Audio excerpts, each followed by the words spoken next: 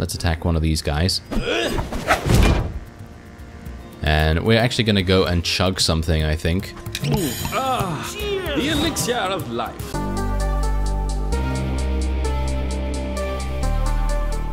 Hello reformers, and welcome to The Bard's Tale 4, The Barrows Deep. This is a game that's been in development for a long time, and I'm very excited to play it, so let's start a new game and get going. I'm going to just call this game slot 1, I don't really mind.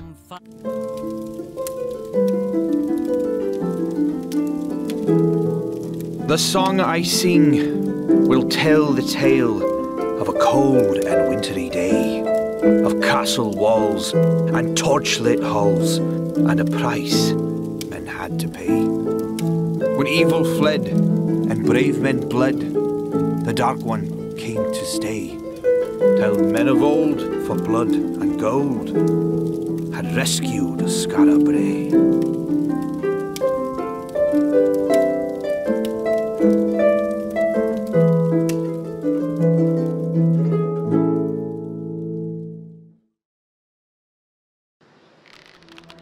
Ready? Not hardly. Hanging's too good for them! This is only the beginning. Thus, children, shall the Sword Father smite all who befriend the old races. Hail, Henrid! Alright, so here we go. A very grisly scene indeed to open the game with, and, well, we are going to have some hard times, as you can see by the quest name there. Let's go and speak to Rabbi then, shall we? Oh, that's a bad business. And no mistake. I don't understand. What did they do? What was their crime? Their crime? Existing was their crime. The Fatherites don't like our kind. Come on, before those paladins give us a second glance. I'll give them a second glance. And maybe a... Oh, here now! Save it! You'll only get yourself killed. And we need you. You're gonna save Skara Brae. You're looking at me like you think old Rabbi's had a few too many. Well, maybe I have. But this is no drunkard's fancy. You've been in my dreams 7 nights now, and each one with the same end. You the hero, and me lost. They all start with some evil slithering out of the darkness, and you driving it back from whence it came. But I don't make it to the happy ever after. And there's a moment right at the end where you could save me, and instead you choose not to. You just turn away and leave me to be buried alive. Well, maybe that means I shouldn't trust you. But you're the best hope we've got. So I guess I'll just have to pray that part's not true. Anyway, hero, let's get back to the Adventurers Guild. I have a few words to say to the congregation. This way. Alright, so Rabbi, the leader of the Adventurers Guild, has temporarily joined your party. While in combat, Rabbi can attack with his axe and shillelagh, as well as hand out health potions to his allies. This is Melody the Bard. She's your very first adventurer. You'll be able to replace her with a custom character shortly, if you like. She can attack with a hatchet, gain powers by drinking booze, and play Sanctuary Score to shield her allies. And you can bring up the party bar by right-clicking at any time. So if we want to, I can just do that, and there's the party bar. Skara Brae these days without hitting a paladin. Not that I'm prone to swinging cats. Back off. Alright, so there is actually a merchant of sorts over there. He sells soup, but he is so pretentious that he basically speaks down to you very much so. I should... There's nothing to be gained fighting the Fatherites head on. There's another way. At least, I hope there is. And basically he says, "Begone, peasant, you are not good enough for this soup." Which is not great, but anyway. As you can see here, be it known that the Temple of the Sword Father has named the former residents of this house witches and heretics, and all their goods are now temple property. Their debts, however, were their own, and will not be paid by the temple or its servants. Alright, well we can't obviously go in there, but it's interesting to have a look around and make sure that we're not missing any of the lore-based objects. It's always nice to sort of flush out the world in that respect. For you, eh? Got a weak stomach? Hot soup! Delicious soup!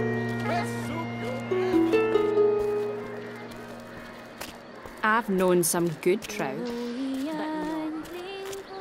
Seems like they're hanging anyone. They hanged my shoemaker last week. I do feel sorry for the elves. Really, I do. We also have this. Be it known that the Temple of the Sword Father seeks the adventurer Hanafe Oakmore for questioning in connection with necromancy and possession of forbidden texts. Anyone with information on his whereabouts is instructed to report to the temple immediately, by order of Bishop Henred. Here we are. The guild. A new recruit?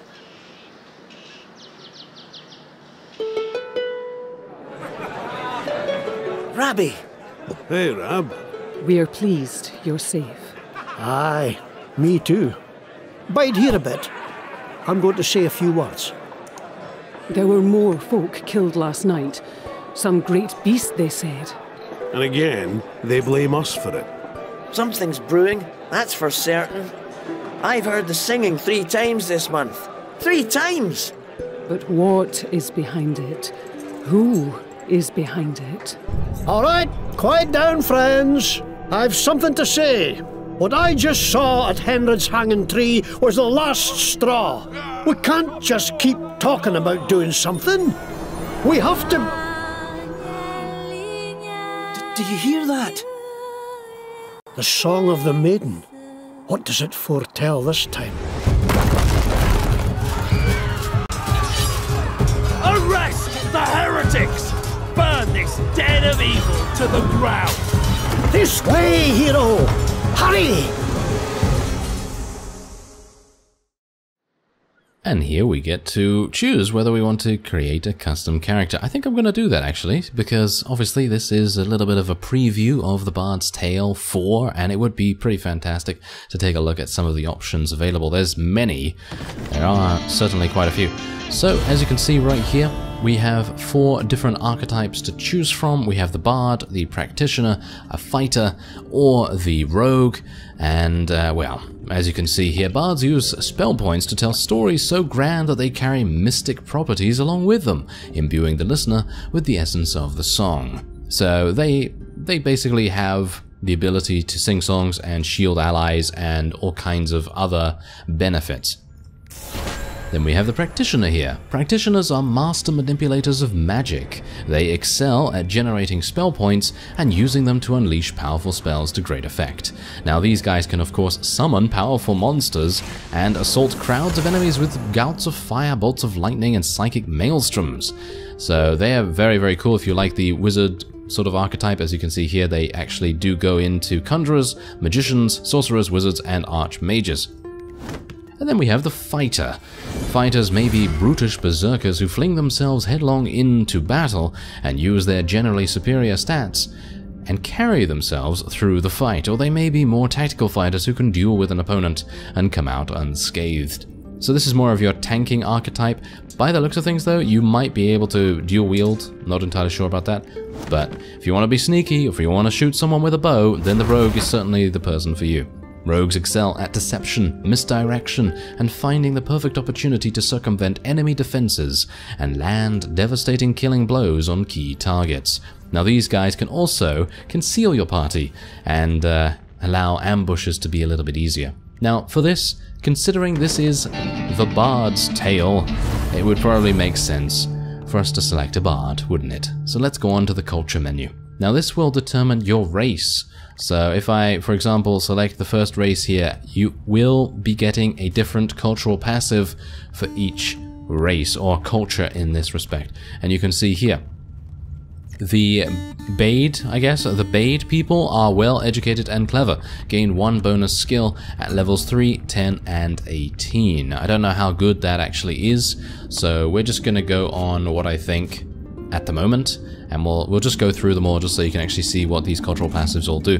These tall and powerful people have a legendary ability to hold a grudge. Each time they're struck in combat, they gain +1 strength for the remainder of the fight. Personally, this is going to be my preference. I think these guys are really, really powerful. To gain +1 strength for the remainder of the fight, that's really awesome in my opinion. Anyway, we have these guys here. Once per battle, a Fyhrr will absorb damage from an ally that would otherwise kill them. That's very powerful as well, but hopefully we're not going to get so low in HP that we're going to need to save someone from a killing blow. Then we have Outlanders here. They are immune to poison, fire, and bleeding, so that is obviously extremely powerful.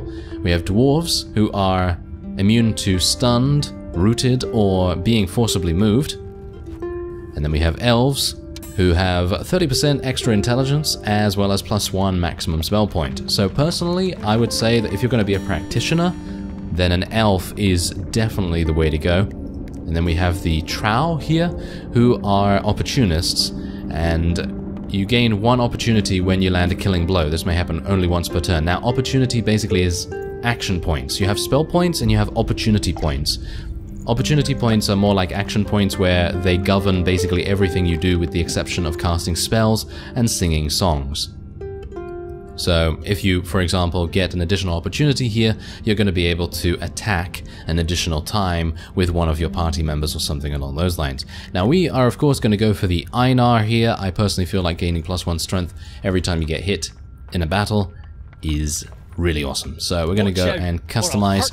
You can select a wide variety of different voices. I'm going to go through a couple of the voices here just so you get an idea as to what they sound like. I shall cleanse you from this earth. How can you prevail when we have right on our side? You've got to pay for what you've done. You don't scare me. Come on, you wee git. Go on home, you niblet. Your mother's calling. You are making me very tired. And with that, the bemused male is going to be the voice that we will choose. It's kind of funny to me. Anyway, we are going to be selecting, well, our character name is obviously going to be this. It's not very fitting, I agree, but this is still kind of just a preview of the Bard's Tale 4. Anyway, let's go on to our skills here.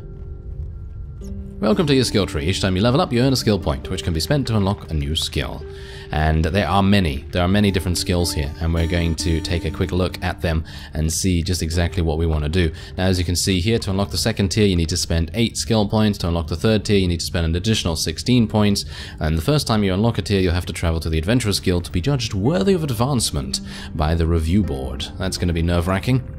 And at any time, you can refund individual skills by right-clicking on them, and you can also reset your entire skill tree. That's pretty fantastic. I love it when games give you the ability to refund your skill points, because in general, that just allows so much more freedom, because you can then try out anything you like, and it's just really great. Anyway, let's take a quick look and see what I'm actually going to be doing here. Right, so we do have a couple of songs here. Now, this is, I think, the first thing that we get, and that enables us to play the Sanctuary score, which gives an allied combatant a shield with 3 constitution. And if you are drunk... If you have... So now here's the thing. This is kind of the sort of unique mechanic surrounding some classes here. Whether you're drunk or not. And you can take a drink to gain some spell points as a bard, and you can also gain a stack of drunk. Now, as far as I'm aware, the maximum stack is 3, so you can be drunk 3, drunk 2, drunk 1, and so on, and if you have drunk 2, when this is cast, then the allied combatant will be healed for 1 if the shield is broken. So, as far as I'm aware, that's what's going to happen there. Now, you do have a couple of stances here. You can channel some things, you can gain some additional intelligence, and you can, of course, gain some additional strength. And I think that's exactly what we're going to be doing here. So what I'm going to do is I'm going to spec into this, which reduces all ability cooldowns in your entire party by 1 when it's played, I guess. And maybe we want to save our points a little bit here, but I'm going to be going and speccing a little bit into attack. Maybe we want to get some additional strength, or maybe we want to just get an additional ability of some kind. So, for example, maybe we want to have a 30% chance to cause the target to bleed. Or maybe we want to have a 10% chance to knock the target down. Any of these things could be pretty fantastic, but I think for now we'll probably go for deal 1 physical to first enemy in range, hits 2 times. Yeah, no, not a big fan of that. Maybe we'll go for... maybe we'll go for Axeman. That sounds like a good plan to me. Let's do that. And what about defense? Do we want to spec anything into defense? Light armor novice, medium armor, constitution. What about brewing? What does that do? So science, gain a couple of strength points, and we can also gain some spell points as well as armor. What about this though? What does that do? Ah, there we go. Okay, so that's elven. Oh, okay. So that's pretty decent. That gives you a crafting recipe. Well, you know what? I think I'm gonna just spec a little bit of an additional point in strength here. I'm gonna be a battle bard, or I'm gonna attempt to be a battle bard at the very least. So let's finalize those changes and head onward. All right. So that is exactly what I want to do, and I think we're pretty good with that. Yes, I am sure I want to continue. You have a character that can use spell points. While in combat, magic spells and bardic songs cost spell points to activate instead of opportunity points. And as you can see here, you can obviously generate spell points by using abilities like Chug or Meditate. And of course, practitioners, because they are mostly wizards and mages, they can passively generate spell points. However, bards, they cannot. Oh, we made it. What a nightmare, eh? Come on. We've got to get to the old guild and figure a way to protect ourselves. I find it rather disconcerting that we were the only ones to escape from that particular situation. That's very dark. That means the rest of them were most likely killed, I guess, or maybe they were able to escape.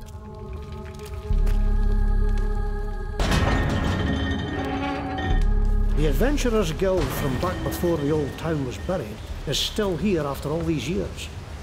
Just a little filthier and liable to collapse. At least it's well hidden. No danger of another visit from the Fatherites. Come on. We're looking for a green door.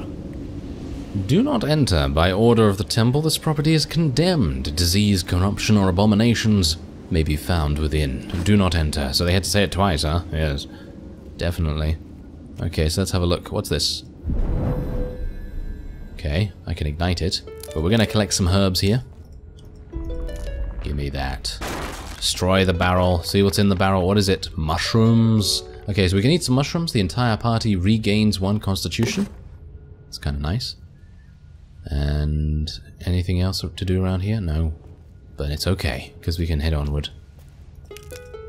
I'm going to try and pick up as much stuff as possible, because this is, at the heart of it, obviously an RPG, and it's got a pretty deep crafting system from what I know about it, so we're going to try our best to get as much as we can. Because knowing my luck, I'm probably going to miss out on something, and it's going to be something very important. Okay, so I can actually push this, as you can see, but unfortunately it is from the wrong side by the looks of things, so I'm probably going to have to make my way around. What is this? Oh, it seems like I can't interact with it at all. Okay. Hold on, hero. You'd better touch that luckstone. Luckstones have been around since before the All War. And it's always good to give them a rub, particularly before a fight. They can give you a second chance if things go wrong. There. Now you're safe. No matter what befalls, you'll come right back to here. And that's more like a little bit of a checkpoint there, and we can push this stone across here. Alright, so let's move onward through the dilapidated Undercity. Oh, look. Adventurers. Hello. Wait a moment. Don't think these are any friends of ours. No, they're up to mischief. We'll have to fight them, I fear. Oh, hello. Yes, that's exactly what our character said. That's hilarious. Okay, let's do it. Look out, an enemy. Charge enemies before they spot you to get first strike. If they spot you first, they'll get the first turn. Kill! Kill for the for this. Alright, so this is the first time that we've entered combat, and as you can see, it is turn-based. You have 3 opportunity points to spend each turn. This number will increase as you progress. Your adventurers have abilities that cost opportunity to activate. The only way to recover opportunity after it is spent is to end your turn.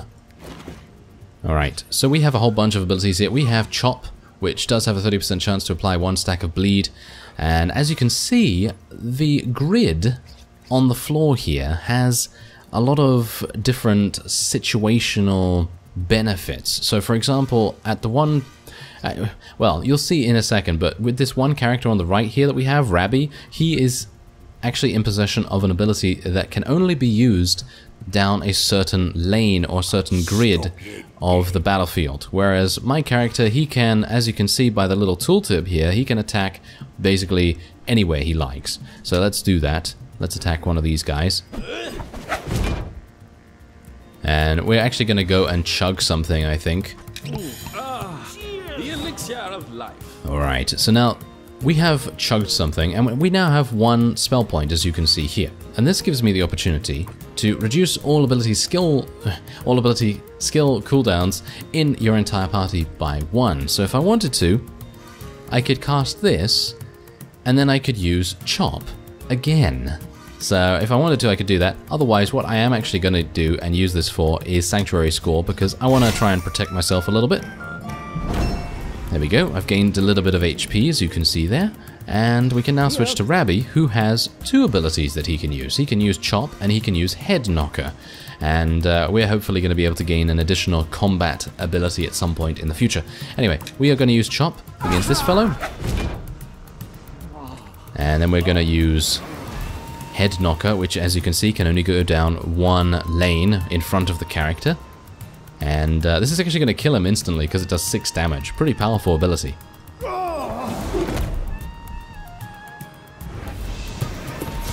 Victory. We have 10 XP from that. Masters. What masters, I wonder?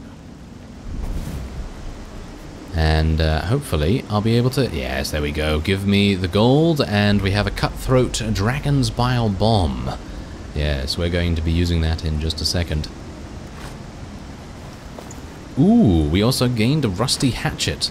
Very nice indeed. Okay, so I am actually going to be activating my little inventory here, and we're going to be equipping that Rusty Hatchet on my character, because we do have Rabbi here who already has a pretty decent weapon, so he's not really needing an upgrade in comparison to me. Those rogues were carrying something to burn down these boards. What did you find on them? Yes, exactly. I did find a bomb. And we are going to be using that in a second, but I'd like to explore around a little bit, make sure that we're not missing out on any wonderful loot. And this is it. Oh yeah, give me that. Alright, so I'm actually going to be wearing that. If I can I actually wear that? No, it seems like I can't wear it with my actual character, but I can wear it with Rabbi, and he's already wearing something like that. So this is exactly the reason why you'd probably want to... Oh dear, yeah, we don't want to go over there just yet. But anyway, that's probably the reason why you'd probably want to spec a little bit into leather armor when you first begin, but maybe that's just me, I don't know, maybe... It really depends. I kind of wanted to have that additional strength to do even more damage.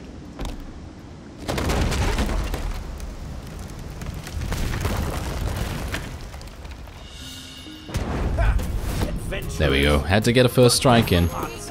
Didn't want them attacking us first. That would have been pretty harsh. Okay, so yeah, now they're teaching us a little bit about the 4x4 grid. With your party standing on one side and the enemy standing on the other, movement in combat is critical.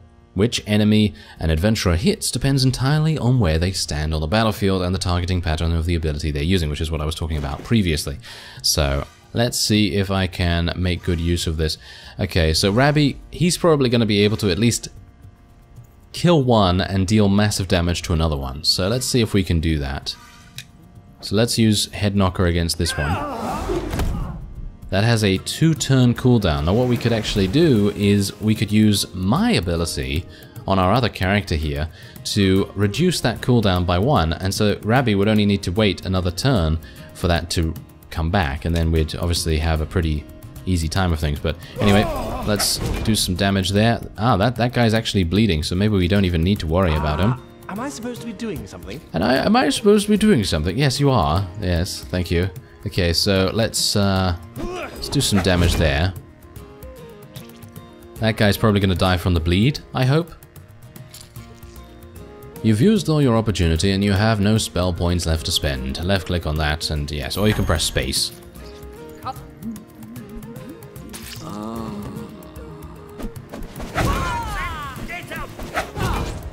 Yes, there we go. Okay, so now Einar Temper has been activated, so we gain an additional strength from that. As you can see, the guy on the left swapped places with the guy in the middle, and that's exactly the point. This game is very much situational, positional, very much strategic in that respect. So let's see if we can do some more damage here. I guess it doesn't really matter who it really attacks, so I guess I'm just going to finish one off, and then Rabbi can kill the other one over here, or at least almost do that. I guess? The elixir of life. Here.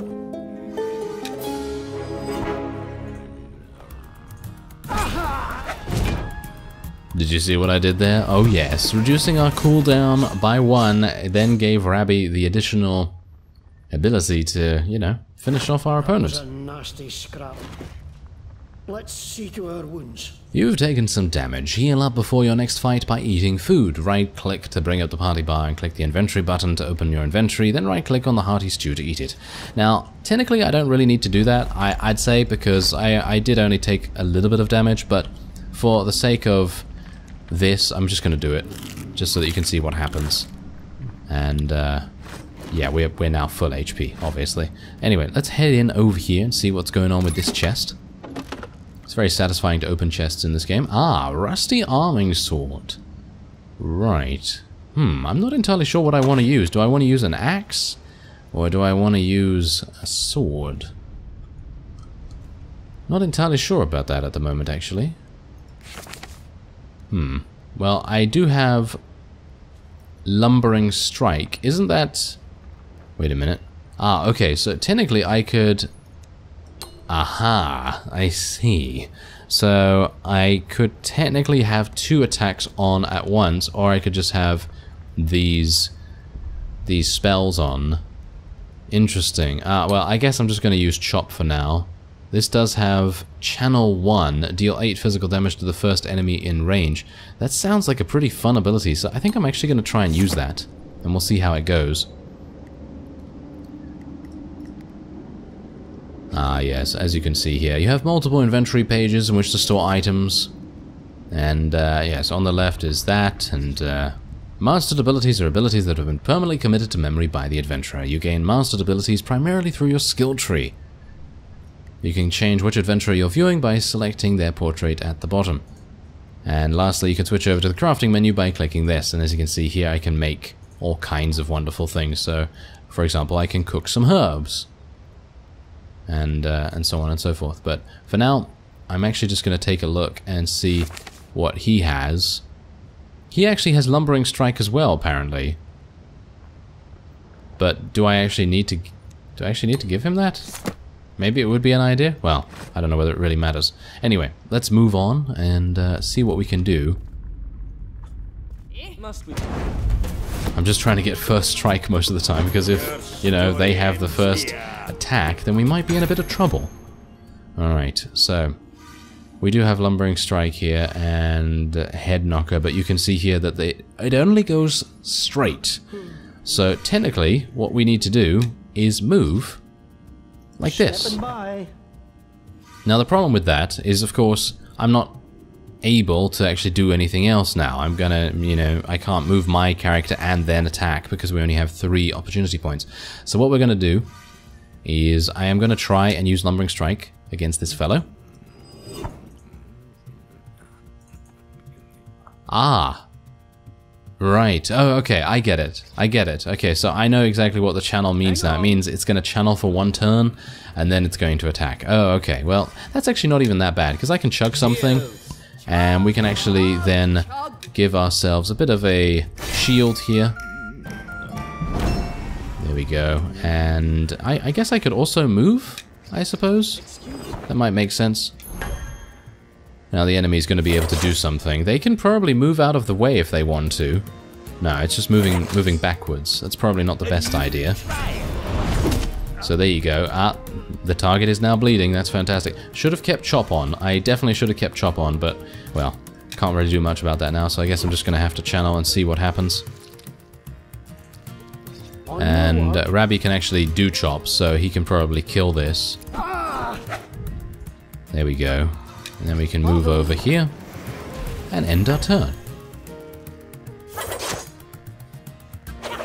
And we are getting Einar Temper every single time that happens. Do bear in mind that Rabbi can actually heal us as well, which is pretty fantastic. Wow, that was a lot of damage right there as well. So let's heal ourselves. There you go. And we can also then move over one more square and finish it off. Now they were much, much harder than the previous enemies. They had much more HP. Alright, so we gained some gold. And is there anything else?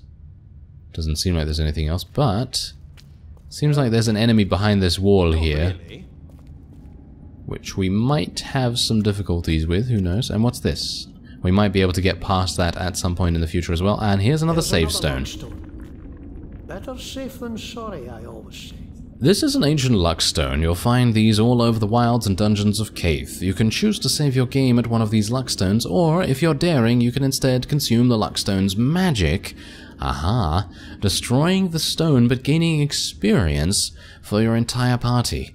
Choose wisely. How much am I actually going to get by consuming it? I have no idea, but I think I'm going to bind for now, because that will be the end of this episode. If you'd like to see more, then please let me know. Otherwise, you can check out the game through the link in the description. I thank you very much for watching, and I will see you next time.